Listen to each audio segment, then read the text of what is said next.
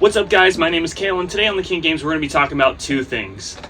This, which is the Sabre metal plunger rod for the Worker Harrier, and the return of Southern California's biggest and longest running Nerf War. Let's get into it.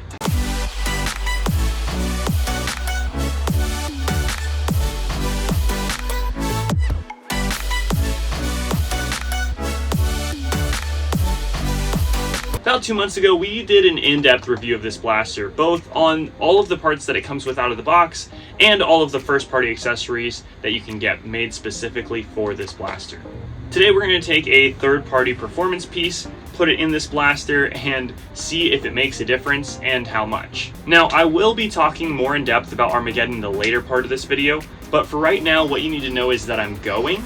That event has a 300 FPS cap, and I want to get this blaster to both get as close to that 300 cap as possible, but also to have the lowest deviation. Stick around after the testing if you want to learn how to win one of these for absolutely free. So let's talk about it. Starting off with what comes in the box. Well, nothing. Bruh. Nothing comes in the box. Nothing except the plunger rod itself. Yeah, the presentation on this is minimal, but I kind of like that. Straight, simple, and to the point. As for the rod itself, it is really pretty looking. I guess it doesn't really matter because it's going to be inside the blaster and we aren't going to see it.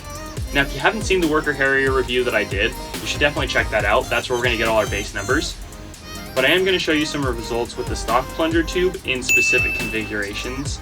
That way we can see if it has any increases in overall FPS or FPS consistency, meaning shrinking the standard deviation. But let's go ahead and get it installed and we'll talk about it. Okay, now installing this thing is going to be pretty easy. There's only 4 screws that you need to remove. You've got this one, and then either these 2 right here or these 2 right here. I personally like to do the back ones.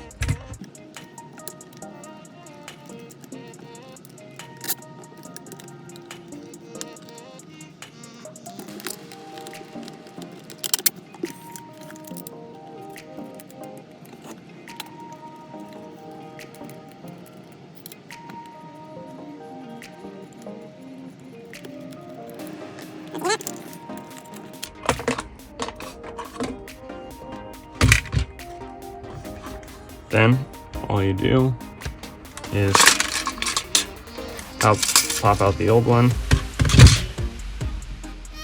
We're gonna take the pad off of the original one and then put it on here.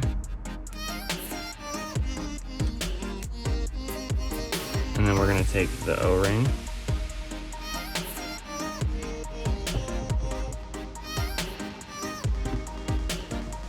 And we're gonna put that on here.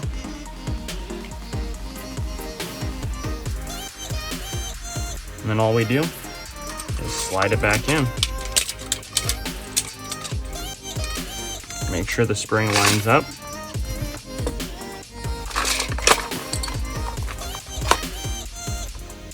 And then replace our screws. I personally find that it's easier to do these ones first.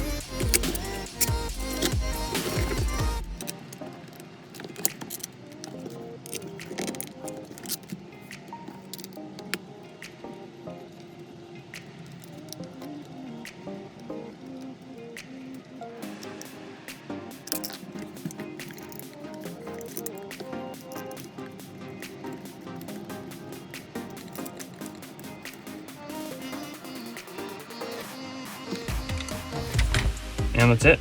You're all done. Now it's time to get on the range and fire it. With the first combination and the included plunger rod, we had a high of 259, a low of 239, and a spread of 20 FPS.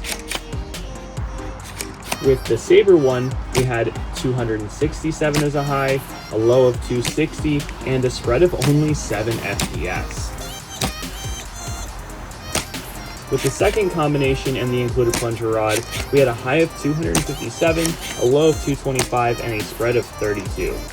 That's much more than I'm comfortable with. Switching over to the Sabre rod, we had a high of 269, a low of 255, and a spread of 14. Moving on to the third combination with the included plunger rod, we had a high of 274, a low of 268 FPS, and a spread of only 6 FPS. That's very tight. It's going to be hard to beat for the Sabre rod.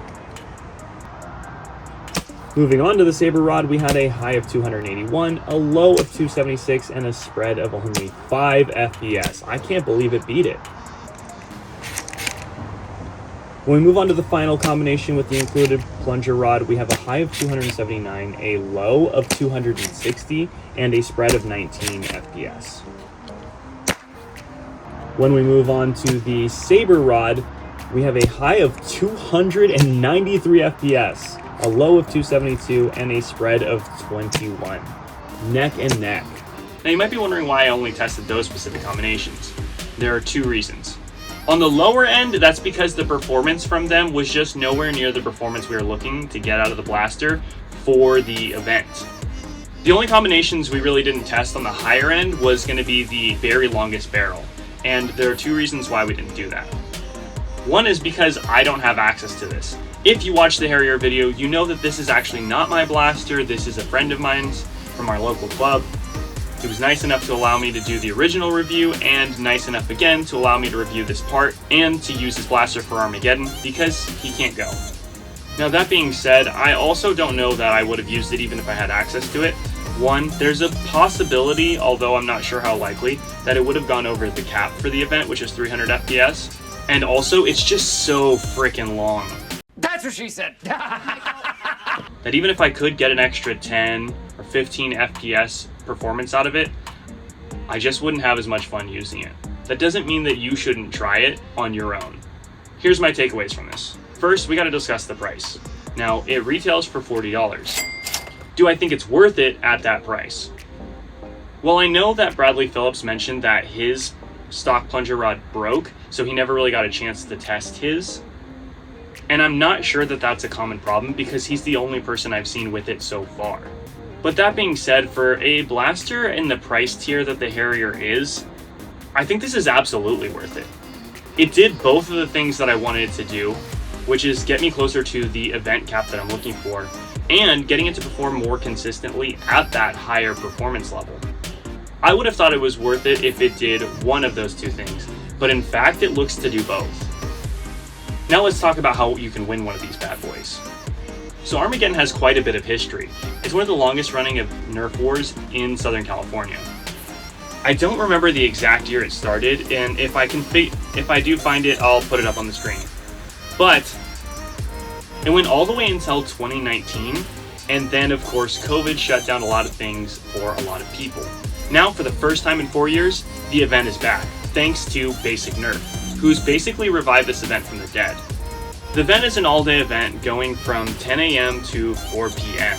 The event is taking place at a school. There is going to be a site walk on Basic Nerf's YouTube, so I'll definitely link that in the description below. You can expect about 8 or so rounds with different game types, including but not limited to freeze tag, awfuls, carpe testi, also known as stockpile, 3-team carpe testi, and a game mode known as Alamo. Some of these game modes I have played, and some of them I'll be playing for the first time. So I'm really excited about that. There's also going to be some event sponsors and special guests. Along with other things they'll be doing to support the event, the sponsors have all agreed to pitch into a giant raffle pool, which is absolutely free if you attend the event. And that's where this comes back around. You can in fact win one of 4 of these that will be in that pool, but there will be other things there, including blasters from the Nerf Trading Post, a gift card to Foam Pro Shop, upgrade parts for the X-Shot Long Shot from Frontline Foam. You can win an X-Shot Long Shot donated by Gims Mods, and some more. There are also special guests. Beret will be there, Eli Wu will be there. I'll be there with the rest of Nebula. Eli was already a part of Nebula, and Beret has just recently joined. Something I don't think I've announced anywhere else. I guess that makes you guys the first to know. There's also support from the event organizers, Chris Cartaya, Basic Nerf, the Lazy Uncles Nerf Club, and San Diego Nerf Club, all coming together to support this event.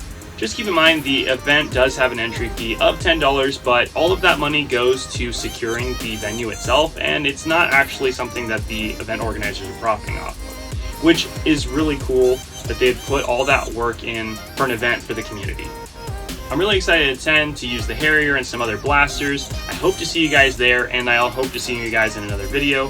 That's pretty much it for today, but until next time on the King of Games.